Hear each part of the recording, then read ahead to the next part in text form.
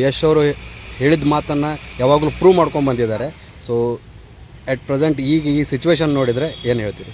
ಅದೇ ಬ್ರದರ್, ನಾನು ಹೇಳಲಿಲ್ವಾ, ನುಡಿದಂತೆ ನಡೆಯುವ ಏಕೈಕ ಹೀರೋ ಅಂದರೆ ಪ್ರಪಂಚದಲ್ಲಿ ಅದೇ ರಾಕಿಂಗ್ ಸ್ಟಾರ್ ಯಶ್ ಅವರು, ನಾ ಕಂಡಂತೆ. ನಿಜ ಹೇಳ್ತೀನಿ, ಯಾಕಂದರೆ ಪ್ರತಿಯೊಂದು ಮಾತನ್ನು ಅವ್ರು ಹೇಳ್ಬಿಟ್ಟೆ ಮಾಡಿರೋದು, ತೋರಿಸಿರೋದು. ಅರ್ಥ ಆಯ್ತಾ? ಅವ್ರು ಏನೋ ಬ್ಯಾಲೆನ್ಸ್ ಉಳಿಸ್ಕೊಂಡಿಲ್ಲ. ಅವರು ನಂಜನಗೂಡಲ್ಲಿ ಒಂದು ಮಾತು ಹೇಳಿದರು, ನಾನು ಎಲ್ಲೂ ಹೋಗಲ್ಲ, ನಾನು ಇರಾಜಯ್ಯಕ್ಕೆ ಕರ್ಸ್ಕೊತೀನಿ ಅಂತ. ಎಲ್ಲರನ್ನೂ ಕರ್ಸ್ಕೊಂಡ್ರ ನಂಬರ್ 1 ಸ್ಥಾನದಲ್ಲಿ ಇರ್ಬೇಕು ಕನ್ನಡ ಇಂಡಸ್ಟ್ರಿ ಅಂದ್ರೆ ನಿಲ್ಸಿದಾರ. ಮತ್ತು ಇವ್ರಿಗೆ ಇನ್ನೇನು ಬೇಕು ಬ್ರದರ್? ಬ್ರೋ, ಯಶ್ ಅವ್ರದ್ದು ಏನೂ ತಪ್ಪಿಲ್ಲ ಗುರು. ಟಾಕ್ಸಿಕಲ್ಲಿ ಏನು ತಪ್ಪಾಯ್ತು ಹೇಳು ಗುರು?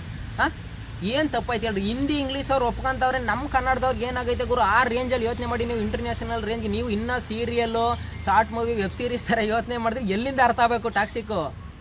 ಅಷ್ಟು ಕೋಟಿ ಹಾಕಿ ಇವ್ರಿಗೆ ಅರ್ಥ ಮಾಡ್ಸೋಕ್ಕೆ ಅಷ್ಟು ಸಣ್ಣ ಸ್ಟೋರಿ ಮಾಡಿಸ್ಬೇಕಾ? ಬರೀ ಕರ್ನಾಟಕದ ಜನತೆಗೆ, ಕನ್ನಡಿಗರಿಗೆ ಮಾಡಿಲ್ಲಪ್ಪ ಸಿನಿಮಾ, ಇಡೀ ವರ್ಲ್ಡ್ಗೆ, ಇಡೀ ಜಗತ್ತು ನೋಡುತ್ತೆ ಇವತ್ತು ರಾಕಿ ಬಾಯ್ನ. ಬರೀ ಕನ್ನಡದ ಹೀರೋ ಅಲ್ಲ ರಾಕಿ ಬಾಯ್, ಇಡೀ ಜಗತ್ತಿಗೆ ಹೀರೋ ಇವತ್ತು.